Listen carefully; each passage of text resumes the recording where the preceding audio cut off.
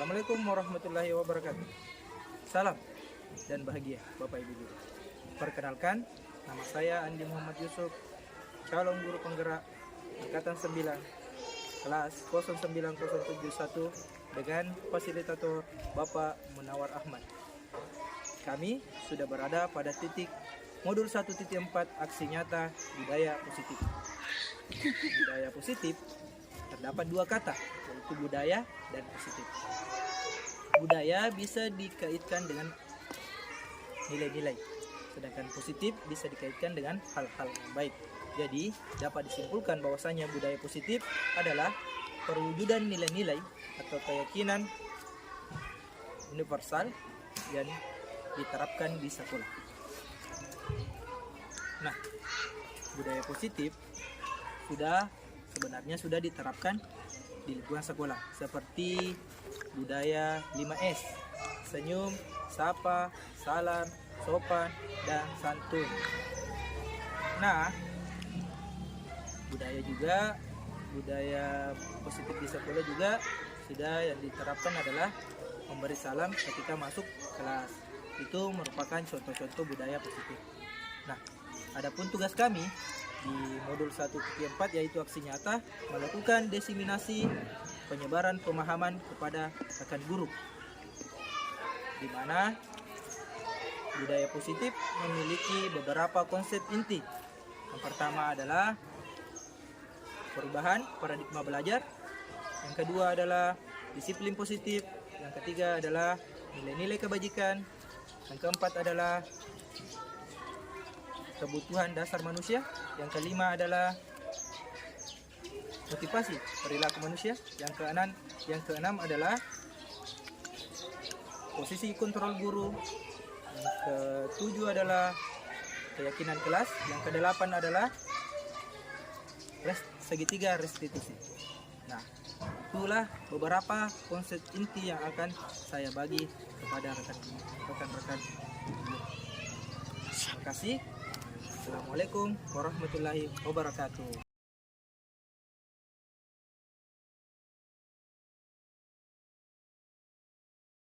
Bismillahirrahmanirrahim. Assalamualaikum warahmatullahi wabarakatuh. Waalaikumsalam warahmatullahi wabarakatuh. Selamat siang Bapak Ibu guru semua. Yang terhormat Bapak Kepala Sekolah BPSD Dalam Arti. Yang terhormat Bapak Ibu guru yang sempat hadir dalam kegiatan diseminasi penyebaran pemahaman budaya positif. Perkenalkan, nama saya Muhammad Yusuf, CGP calon guru penggerak Angkatan 9 UPT SD Negeri Dalam Arti. Nah, marilah kita membuka kegiatan ini dengan bersama-sama membaca basmalah. Bismillahirrahmanirrahim. Jadi kita pada kegiatan kali ini kita akan atau saya akan mempresentasikan penyebaran budaya positif. Jadi ada tugas saya Bapak Ibu, yaitu menyebarkan pemahaman budaya positif di modul 1.4. Tugas saya adalah memberikan atau menyalurkan pemahaman saya terkait budaya positif. Jadi terkait budaya positif, kira-kira adakah di antara Bapak Ibu guru yang tahu apa itu budaya positif kira-kira? Ada yang tahu budaya positif? Maksudnya budaya yang membudaya di sekolah kita. Contohnya mungkin ada di sini Bapak Ibu guru yang tahu. Nah, bisa angkat tangan berbicara. Nah, silakan Bapak. Terima kasih atas kesempatan memberikan adapun penyebaran pemahaman budaya positif yang saya lakukan di kelas, seperti pada saat masuk menutup pintu kemudian berbicara. Hadir itu terbuka. Terima kasih. Barangkali ada dari kami yang lain yang bisa memberikan. Ada juga tuh dari Ibu. Silakan. Assalamualaikum warahmatullahi wabarakatuh. Pemahaman budaya positif biasanya saya lakukan di dalam kelas itu biasanya anak-anak sebelum misalnya mau keluar harus minta izin dulu. Itu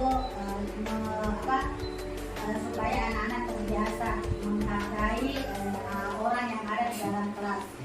Baik itu ada guru ataupun tidak ada guru, anak-anak tetap minta izin sebelum keluar. Misalnya ada keluarnya di luar, bisa minta izin sama kota kelas atau orang yang dipercayakan di dalam kelas. Apabila guru yang bersangkutan atau guru kelasnya itu kebetulan ada kegiatan lain. Terima kasih Pak, itu yang dari saya. Assalamualaikum warahmatullahi wabarakatuh.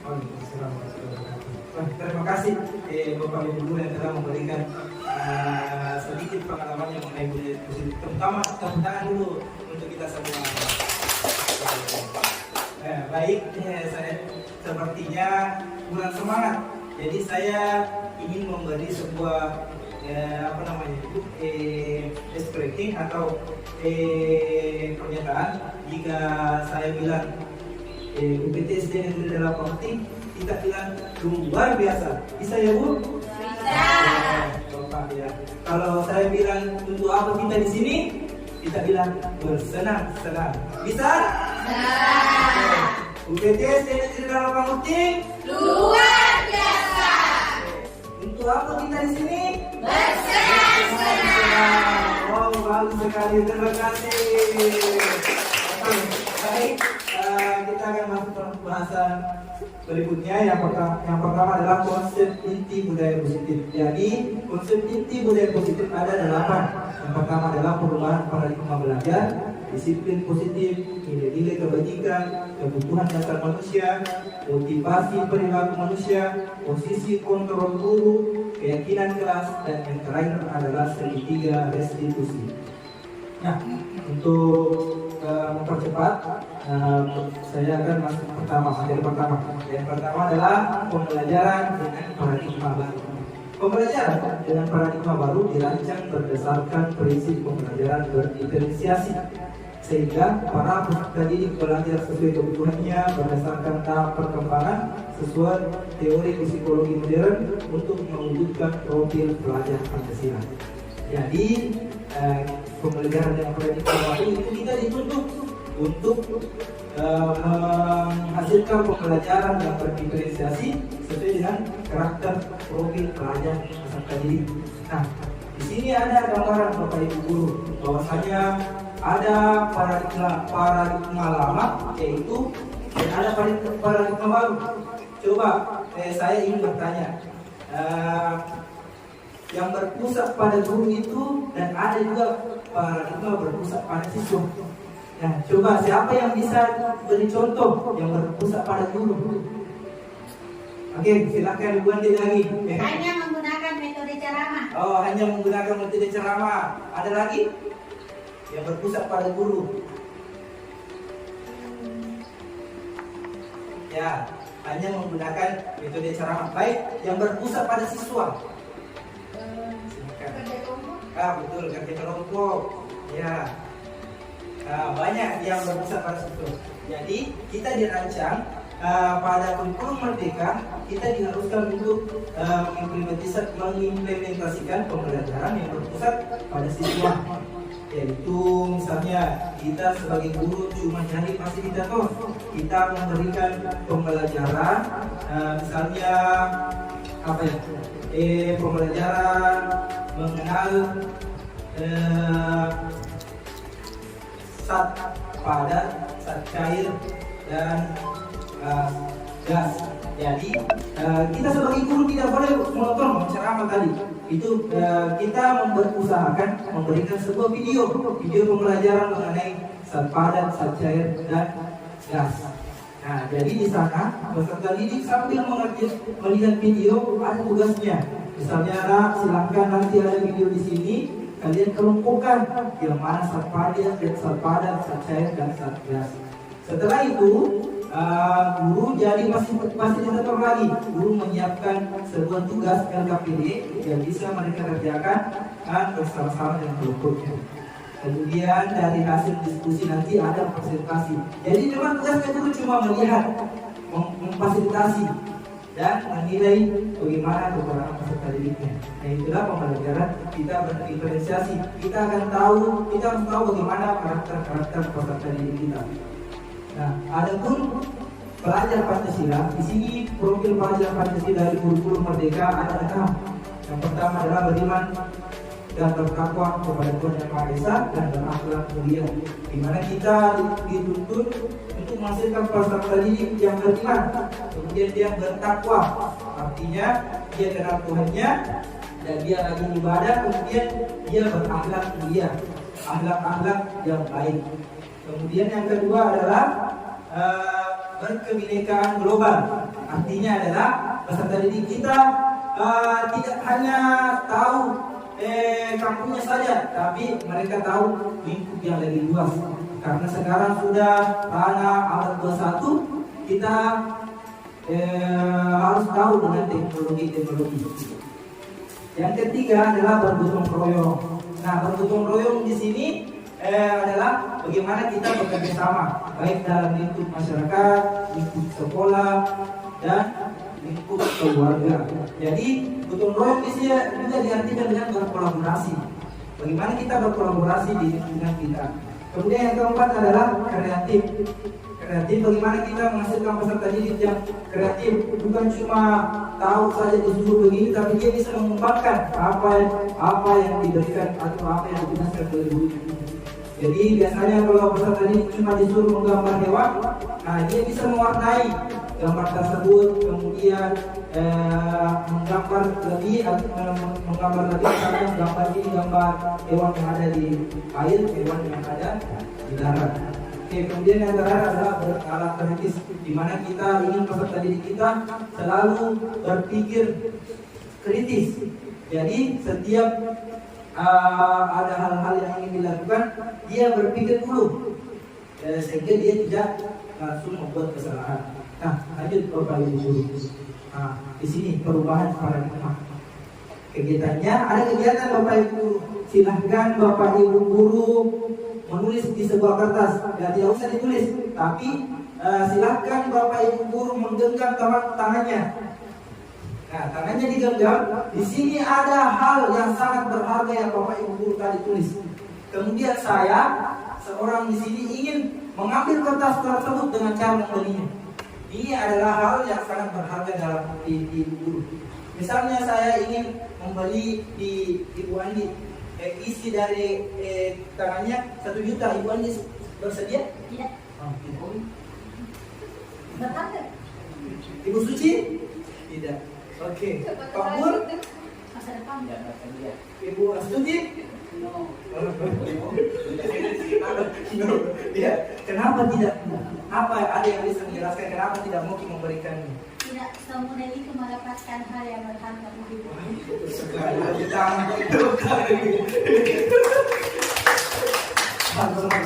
Apa yang saya genggam tidak akan saya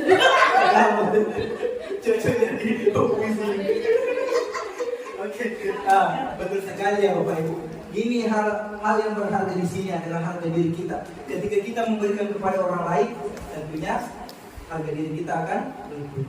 Nah, itulah yang membawa kita ke hal selanjutnya, yaitu miskonsensi tentang teori kontrol. Kita berilusi bahwasanya guru mengontrol murid. Kita bisa mengontrol murid, padahal pada dasarnya dia sendiri yang mau. Seandainya anak itu peserta didik itu tidak mau, tentunya dia tidak akan melakukannya. Tapi kita berilusi bahwasanya kita bisa mengontrol murid. Kemudian ilusi bahwa kritik dan membuat rasa bersalah mampu menguatkan karakter. Artinya kita selalu menyalahkan anak. Kita berpikir bahwasanya itu akan menguatkan karakternya ketika kita membuat mereka bersalah. Misalnya kamu sudah kecewakan bapak, masa kau melakukan ini? Ketika dia melanggar. Kemudian ilusi bahwa orang dewasa berhak memaksa. Nah, tentunya Bapak Ibu guru tahu bahwasanya ketika kita memiliki anak, kita tidak bisa memaksa mereka ingin melakukan seperti ini. Karena bagaimanapun kita paksa, dia juga tidak akan mau, sampai-sampai dia akan menangis ketika dipaksa. Kemudian ilusi bahwa semua penguatan positif, efektif, dan bermanfaat. Jadi ketika kita memberikan sebuah penghargaan, memberikan sebuah hadiah ke anak-anak, kita berharap itu efektif dan bermanfaat, padahal itu hanya sementara. Ketika kita sudah tidak berada di hal tersebut, anak-anak pasti tidak akan, dia akan pasti akan berharap lagi. Ketika gurunya tidak ada, maka dia akan melakukan hal yang tidak sedemikian. Ya, kita lanjut.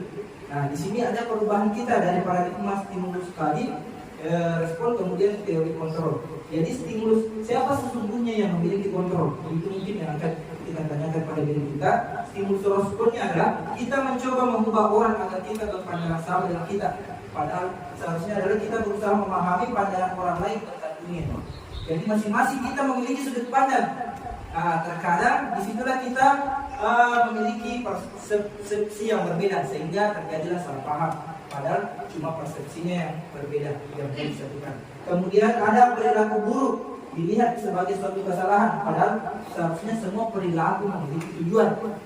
Jadi pada dasarnya semua perilaku kita itu memiliki tujuan. Kemudian orang lain bisa mengontrol saya, padahal hanya Anda yang bisa mengontrol diri Anda. Kemudian pemaksaan ada pada saat bujukan gagal. Nah, pada saat gagal kita membujuk, padahal kolaborasi dan konsensus menciptakan pilihan baru ketika kita bermusyawarah dan berkolaborasi. Kemudian ada model berpikir menang atau kalah, padahal pada dasarnya kita modelnya berpikir menang. Semuanya ingin menang, tidak ada yang kalah. Nah, itu tadi perubahan paradigma. Nah, kita masuk pada materi disiplin positif. Disiplin berasal dari kata disiplina yang artinya belajar. Disiplin mengacu pada disiplin diri yang memiliki tanggung jawab terhadap apa yang dilakukannya berdasarkan nilai-nilai yang dimiliki.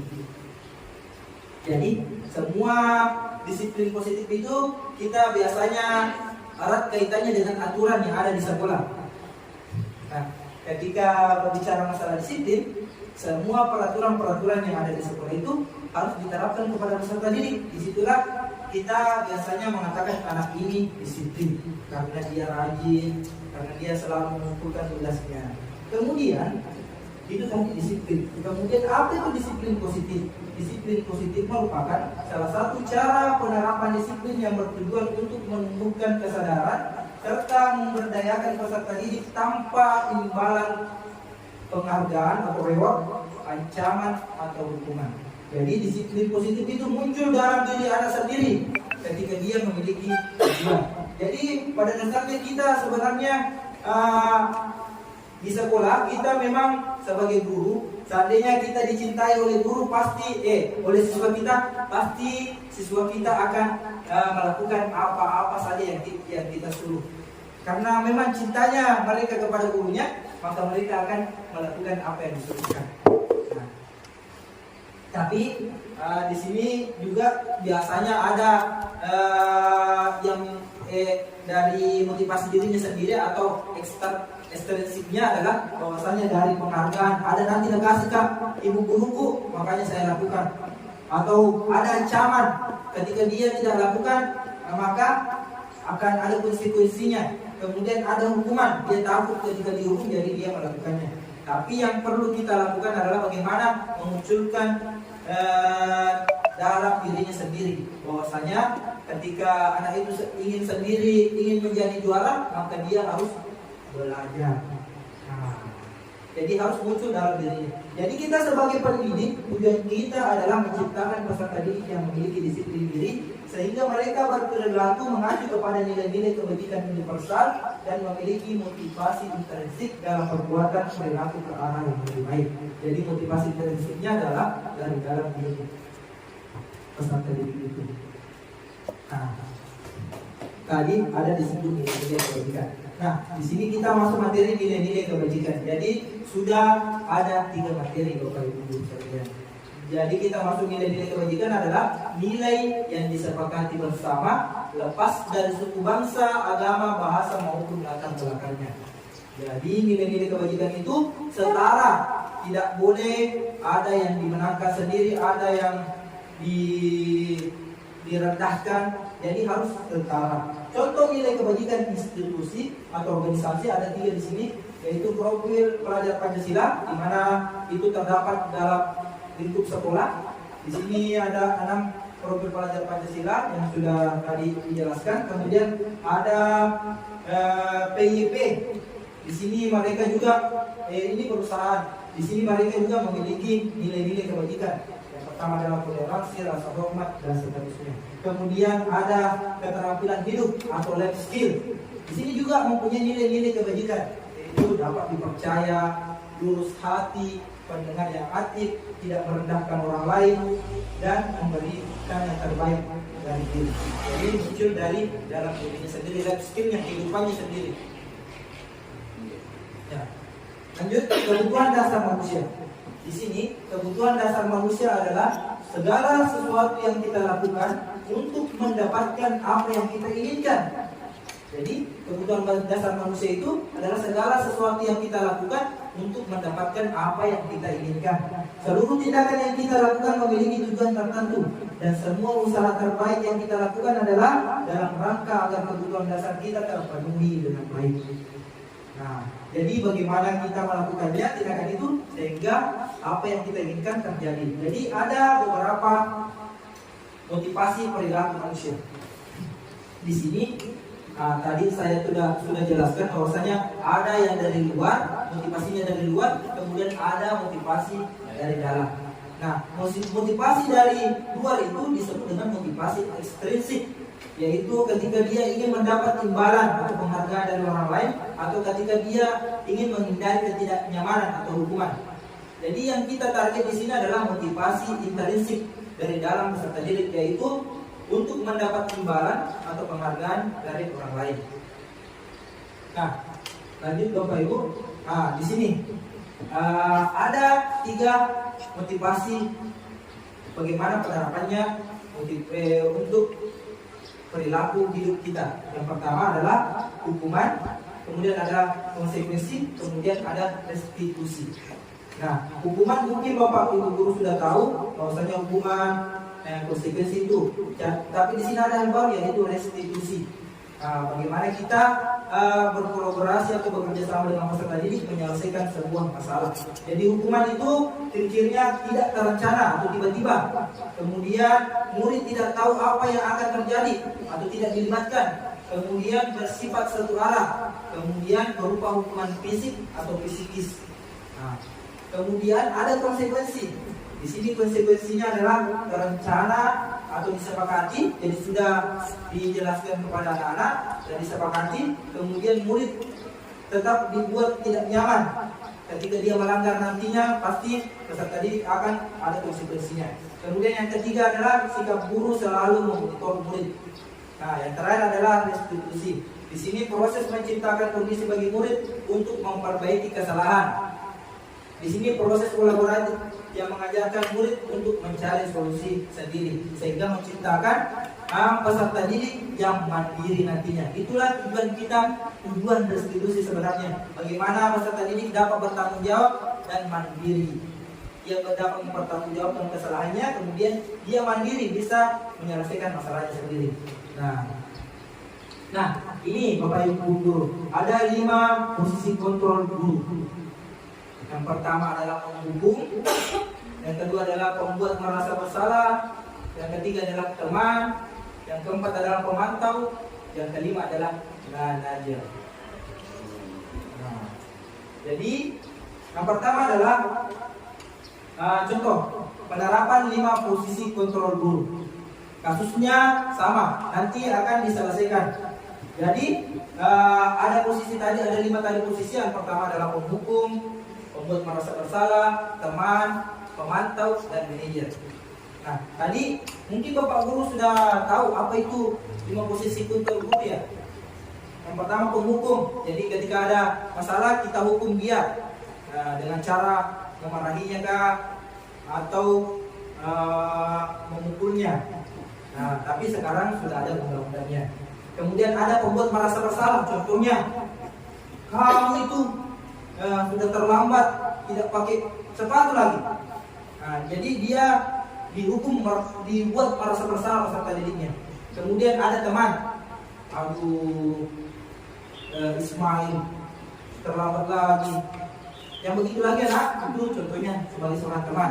Kemudian ada pemantau. Nah, di sini pemantau dia bertanya. Pemantau dia bertanya, Ismail, nak kalau kamu terlambat, kau melanggar aturan sekolah ya? dia akan bertanya seperti itu. Jadi apa hukumanmu? Seperti itu seorang pemantau. Kemudian ada manajer.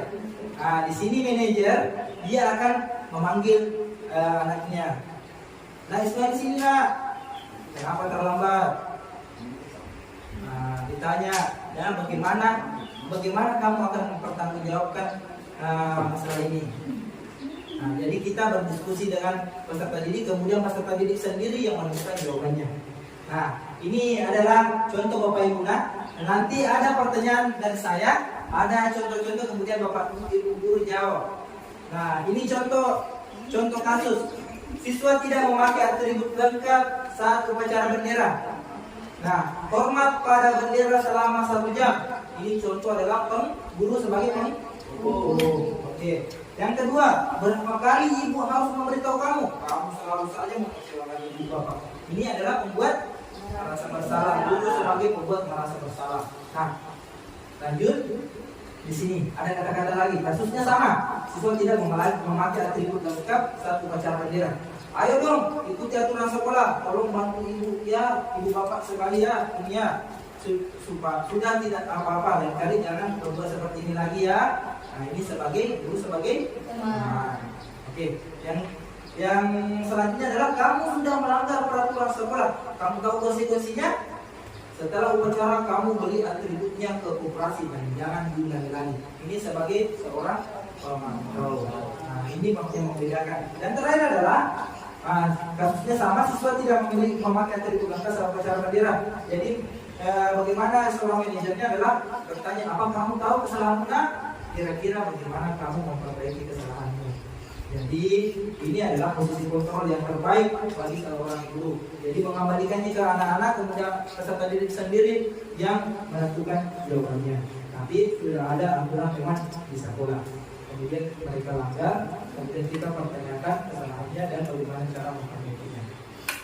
Nah, tadi Bapak Ibu guru karena kurang semangat, jadi saya lagi kasih dia. UPTS di negeri Dalam Pangutik Luar biasa.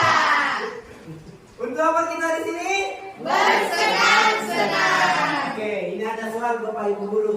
Kita jawab ya. Bukan saya lagi yang menjawab. Nanti kita cari jawabannya. Nah, posisi kontrol apakah aku? Saya kecewa sekali dengan kamu. Siapa yang menjawab? Pemberi rasa bersalah. Pemberi rasa bersalah. Ada yang lain? Pembuat mama rasa bersalah. Ya. Pembuat merasa bersalah apa? Ada yang lain? Apa kira-kira? Ada tadi 5. Pemantau, teman, pembuat merasa bersalah, manajer, yang terakhir adalah penghukum. Manajer. Kira-kira apa ini, Bapak Ibu guru? Pembuat merasa bersalah, sepakat begitu? Teman. Teman, ada teman, pembuat merasa bersalah. Ada lagi?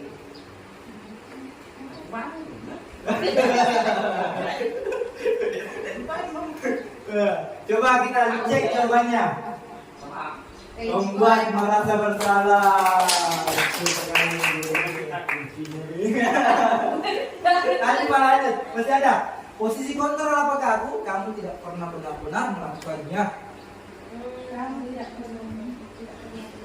Apa kira-kira?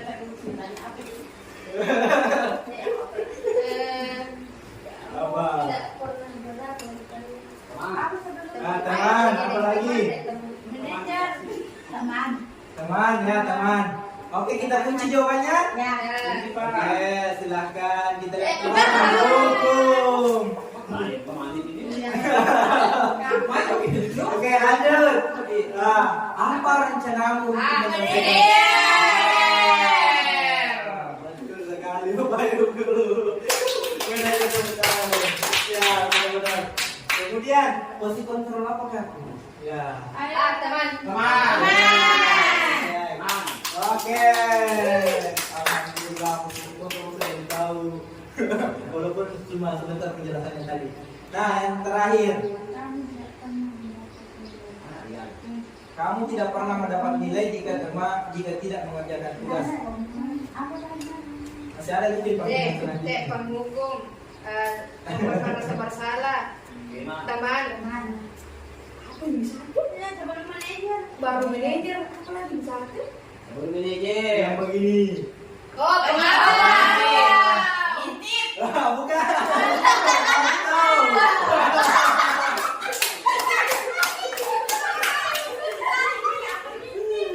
Oke, sekarang kita pindah ke materi selanjutnya, yaitu keyakinan kelas. Mengapa kita harus membuat keyakinan kelas? Mengapa bukan peraturan kelas, Bapak Ibu? Ada yang bisa menjawab? Nah, ada yang bisa jawab?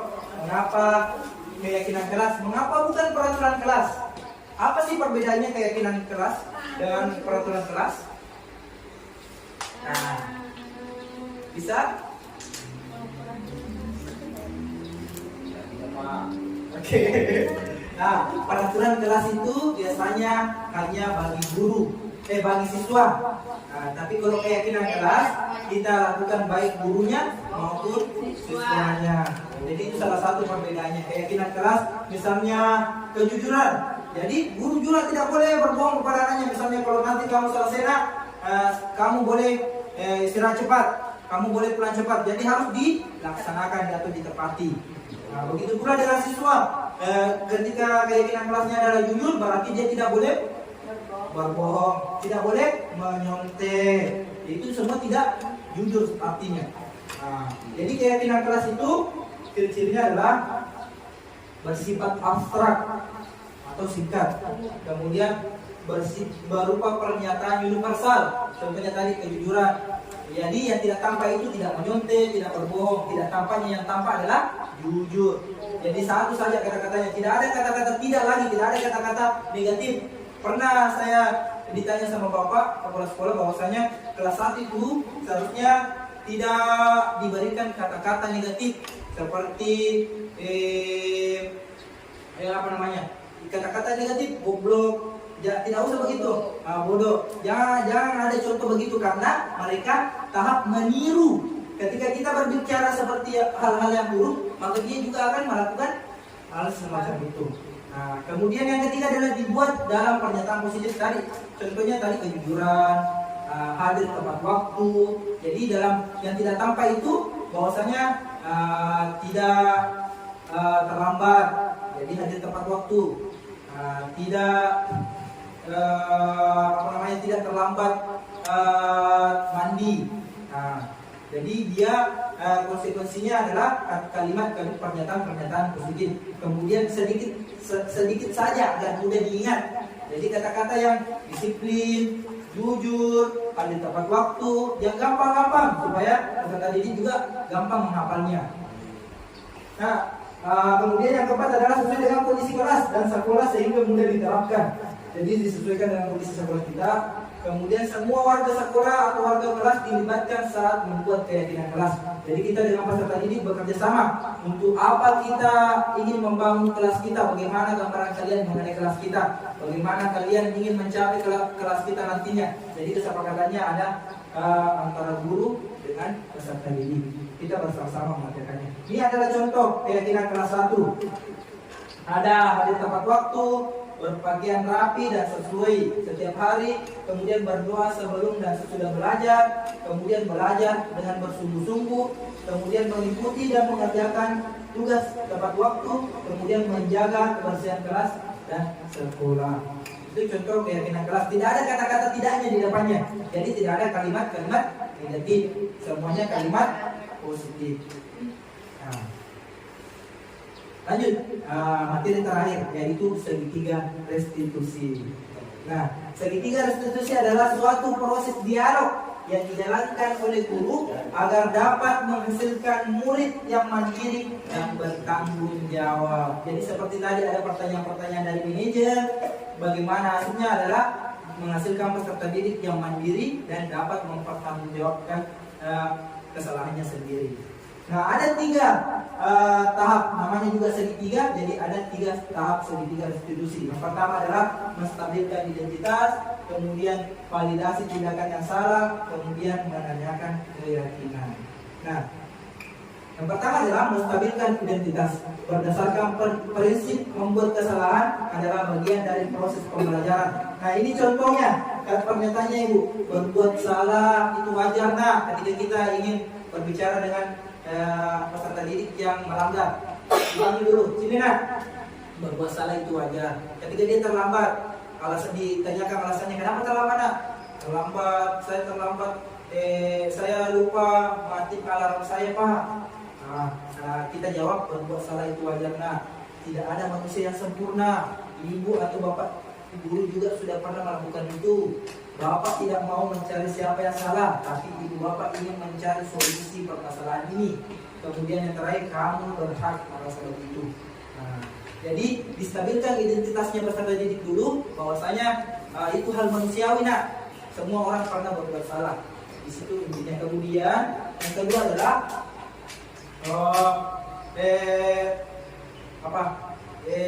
menstabilkan identitas, kemudian validasi tindakan yang salah.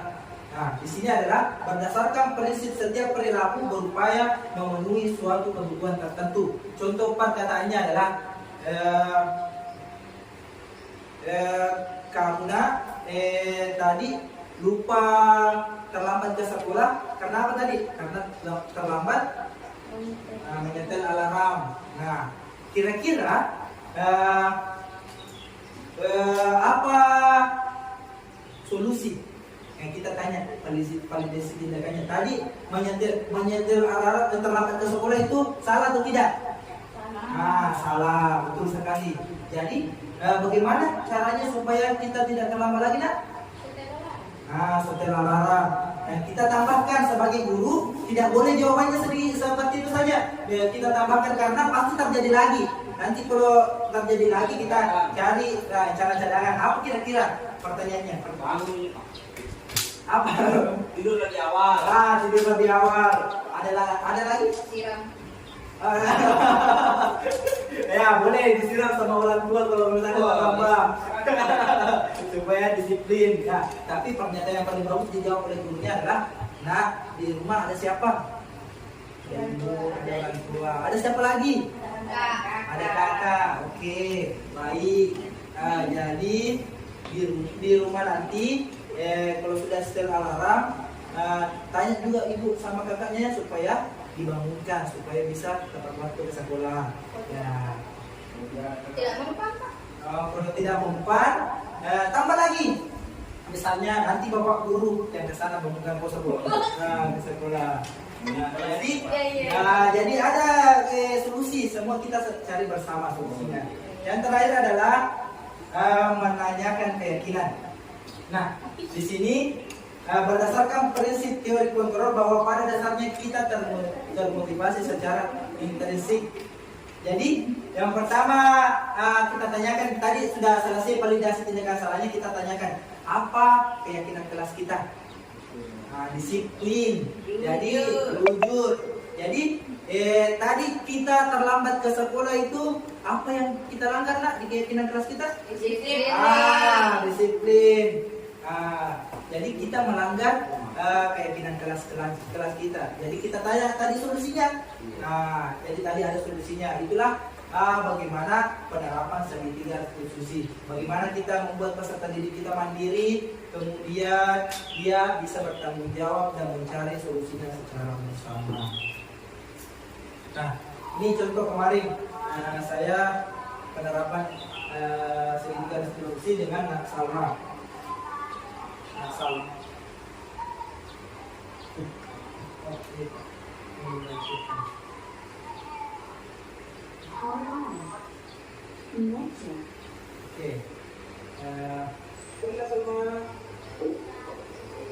Jadi saya pantarkan dulu sebelum saya bukakan videonya Bapak Ibu. Jadi kemarin itu adalah masalahnya adalah Nasarma selalu dicontek oleh Akbar. Jadi Nasarma marah-marah kemudian menggebrak meja. Dia juga memaki-maki Akbar. Nah, bagaimana penerapan segitiga institusinya? Silakan diterima.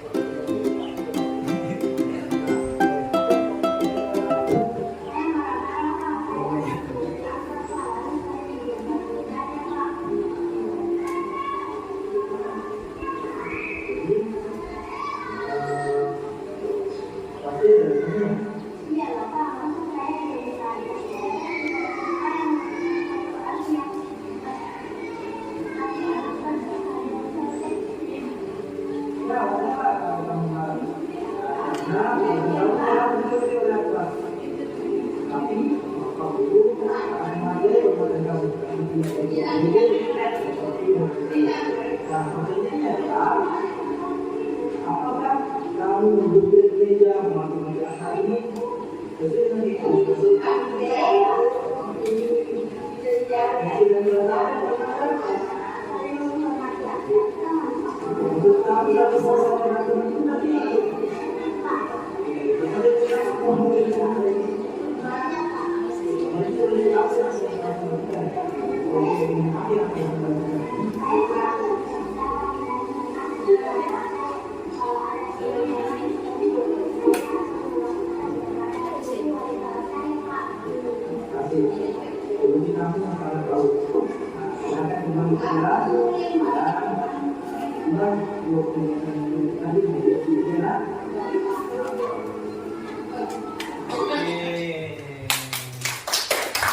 Terima kasih Bapak Ibu guru sekalian.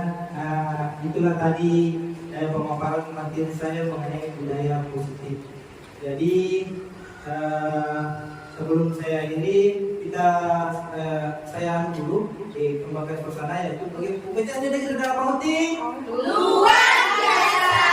Untuk apa kita di sini? Bersenang-senang. Terima kasih banyak Bapak Ibu guru sekalian sampai saat ini telah menemani saya dalam kegiatan saya. Terima kasih banyak. Marilah kita mengucapkan hamdalah untuk kegiatan kita untuk menutup kegiatan ini. Assalamualaikum warahmatullahi wabarakatuh. Waalaikumsalam warahmatullahi wabarakatuh. Oke, alhamdulillah.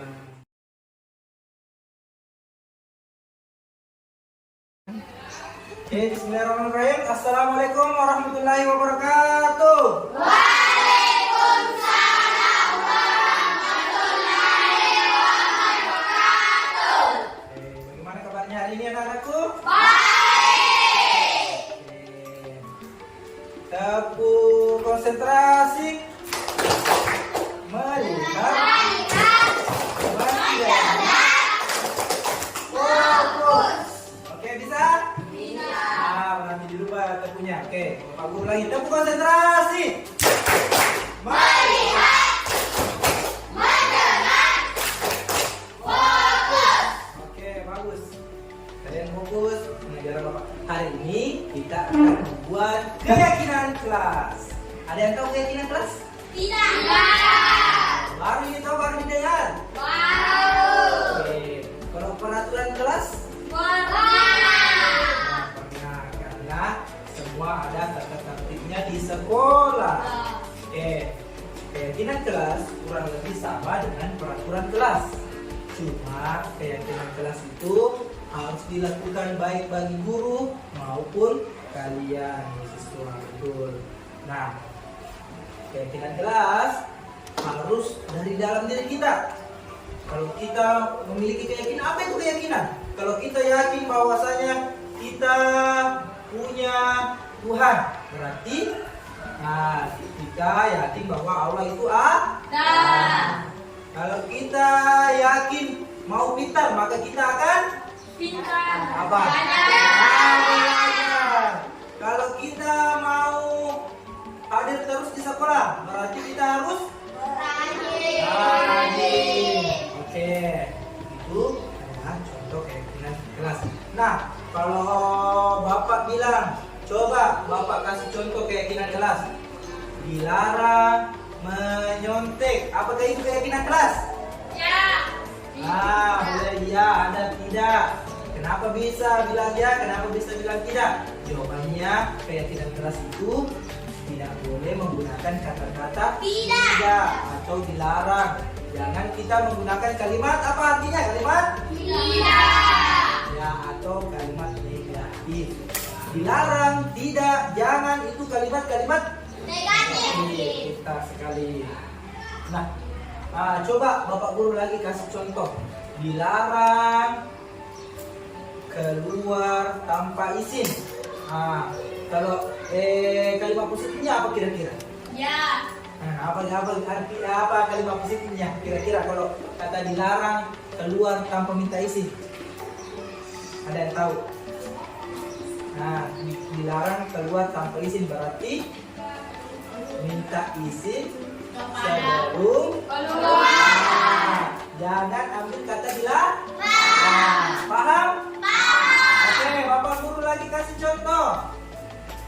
Dilarang berbohong. Apa kira-kira kalimat positifnya?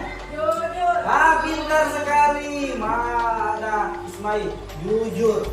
Ada lagi. Coba Bapak Guru lagi kasih contoh. Jangan berkelahi. Nah, apa kira-kira kalimat positifnya? Saling menyayangi. Betul sekali, saling menyayangi. Bagus. Oke, dilarang berkata kotor. Apalagi kira-kira kalimat positifnya? Ini Apalagi kira-kira kalimat positifnya? Apa? saling menghargai. Iya, pintar sekali, saling menghargai. Tepuk tangan dulu. Ya. Coba. Itu tadi adalah contoh-contoh kalimat positif atau yang akan kita buat adalah keyakinan kelas. Nah, keyakinan kelas yang akan kita buat harus dari dalam diri kita. Harus kalian terapkan. Jika ada yang melanggar, berarti akan ada konsekuensi atau hukuman. Oke, ini merupakan ciri-ciri keyakinan kelas, yaitu pertama adalah bersifat abstrak atau singkat, gampang dipahami. Kemudian berupa pernyataan universal, tidak panjang-panjang bilang jangan berlari di lorong sekolah. Nah, itu panjang toh. Jadi kata kalimatnya adalah universal. Apa kira-kira kalimatnya? Yang jangan berlari di lorong sekolah. Apa kira-kira? Apa kira-kira kalimat positifnya? Nah, saling menghormati. Kalau lari-lari dihormati kan guru? Tidak. Dihormati kan teman-teman? Tidak. Itu merupakan contoh kalimat positif. Yang ketiga adalah dibuat dalam pernyataan positif. Jadi tidak ada kata-kata tidak, jangan, dilarang. Nah, tidak ada kata-kata begitu ya. Cuma ada kata-kata jujur, disiplin, bertanggung jawab, apa lagi? Saling menghormati, apa lagi? Saling menyayangi, betul sekali. Oke, yang kelima adalah sesuai dengan kondisi kelas atau sekolah. Misalnya kondisi sekolah kita kotor, berarti jagalah kebersihan. Kalau kondisi sekolah kita penuh dengan penuh dengan ada yang peserta didik kita, yang ada adik-adik kita yang kecil, ada juga yang besar. Kalian harus apa adik-adiknya? Harus apa? Harus apa? Menyayangi. Jadi harus disesuaikan dengan kondisi sekolah dan kelas kita. Ada di kelas tak misalnya yang yang hitam, tidak boleh dikata-katai toh. Itu merupakan harus saling menyayangi. Ada yang gemuk, tidak boleh dikata-katai toh. Berarti kita melanggar hukum saling menyayangi. Saling apalagi? Menghormati. Oke. Kemudian yang terakhir adalah semua terlibat dalam pembuatannya. Jadi kalian juga terlibat, Bapak Guru juga terlibat. Jadi ketika kita ingin membuat keyakinan kelas, kalian harus berpikir sendiri karena kalian yang akan melakukannya. Siap? Siap. Bapak Guru akan memberikan kalian sebuah kertas post-it atau stick note. Ini kalian tulis. Kira-kira kalian ingin kelas kalian bagaimana nantinya? Kalian ingin gambaran kelas kalian bagaimana nantinya? Kalian ingin disiplin gak? Kalian ingin bertanggung jawab gak ketika ada tugas? Kalian atau hadir tepat waktu? Silakan ditulis. Saling menyayangi. Kira-kira kalau ada di sini anak-anakku yang sering dibully, maka kalian tulis harus saling menghargai, saling menghormati, saling menyayangi. Oke, bisa? Bisa.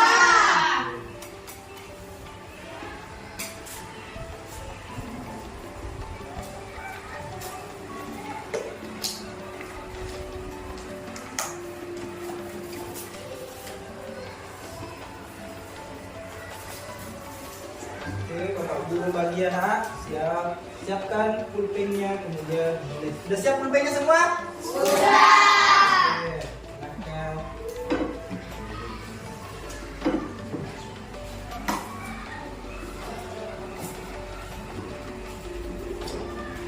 Silakan ditulis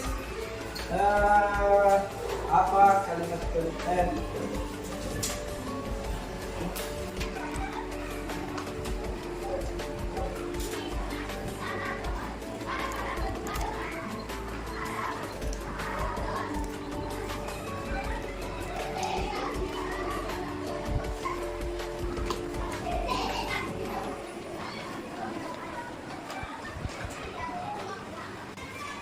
Oke, sudah selesai? Sudah. Oke, nanti kalian tempel di sini nah ya, berurutan. Kalian tempel berurutan sesuai dengan tempatnya. Nah, nanti Bapak Guru akan seleksi jawabannya yang kembar. Oke, silakan maju nak. Satu-satu ya. Terus, lanjut.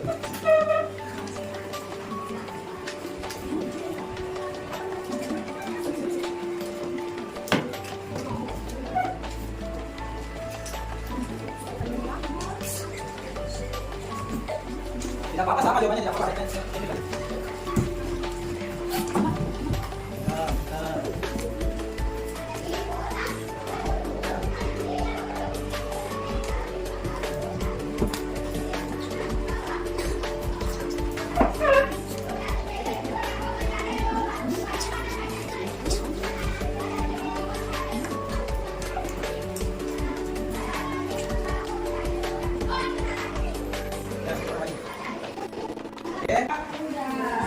Sudah? Ada yang belum kumpul? Sudah? Oke, Bapak Guru baca-baca dulu ya.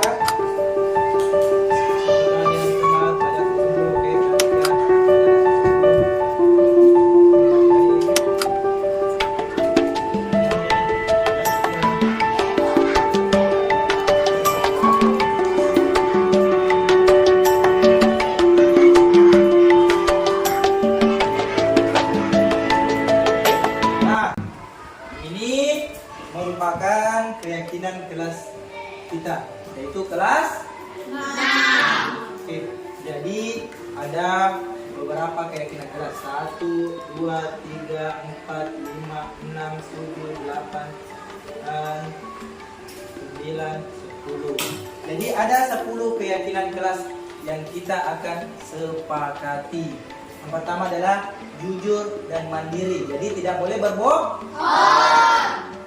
Mandiri artinya harus kerja tugas sendiri. Oke. Saling mengerjakan tugas tepat waktu.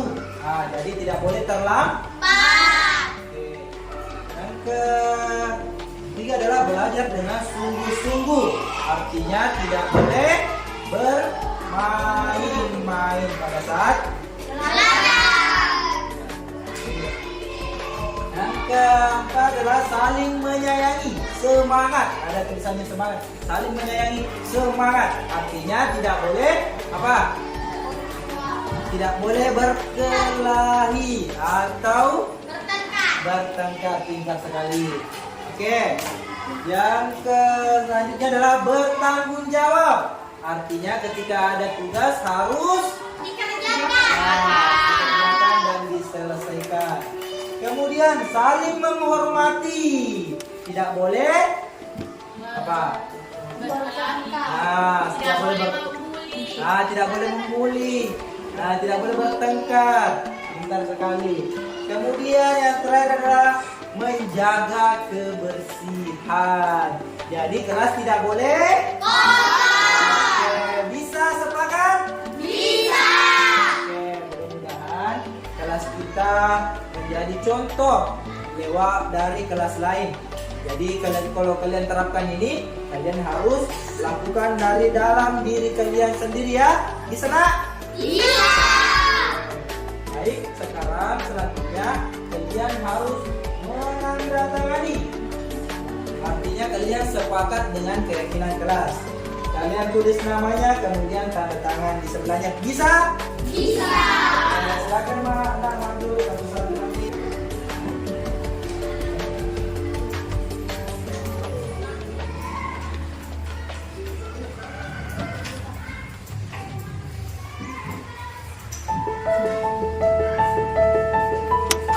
Oke, lanjut.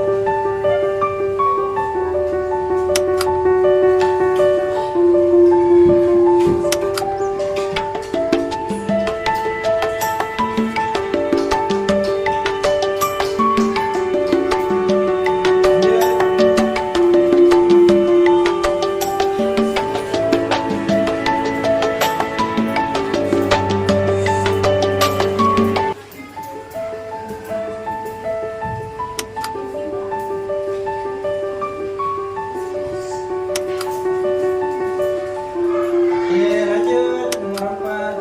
Oke,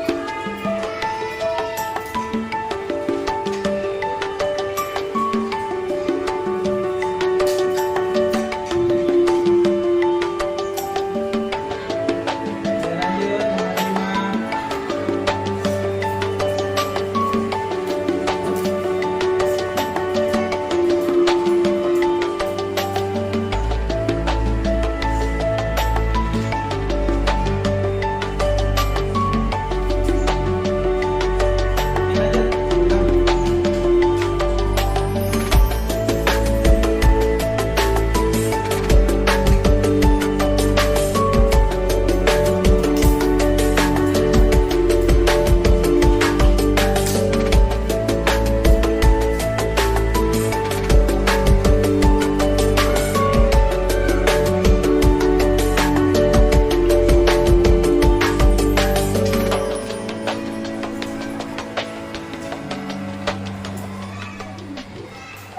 Oke, lanjut. Oke, lanjut.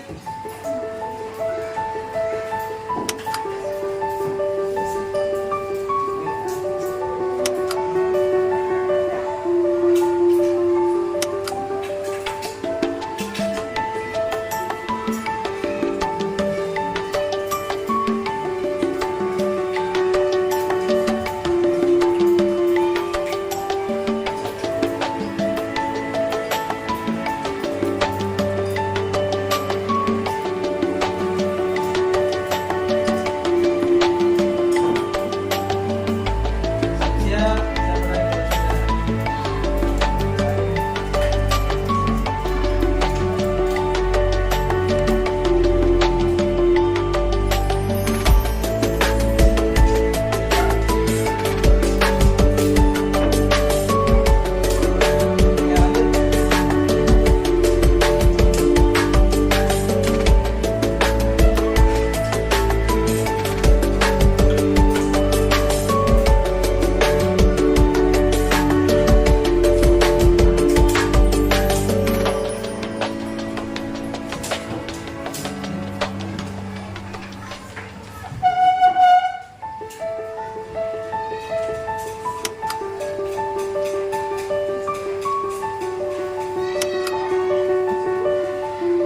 Oke, lanjut. Oke, lanjut.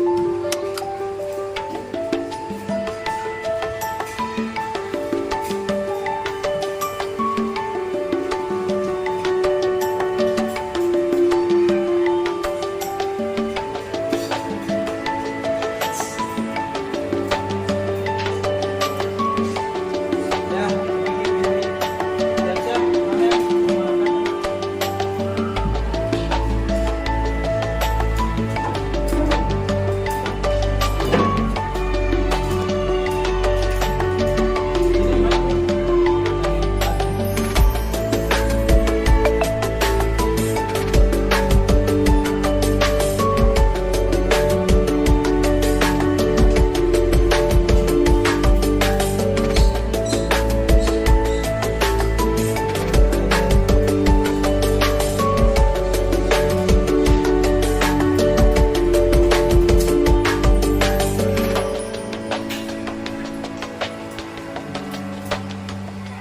Oke, sudah.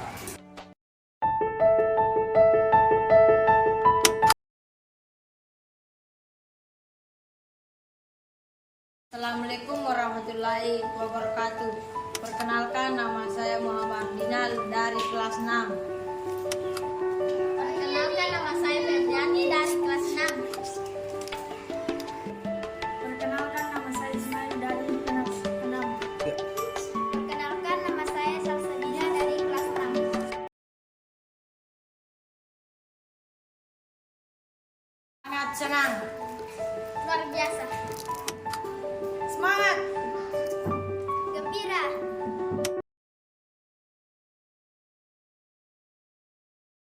Sangat penting. Penting sekali. Sangat penting. Penting sekali.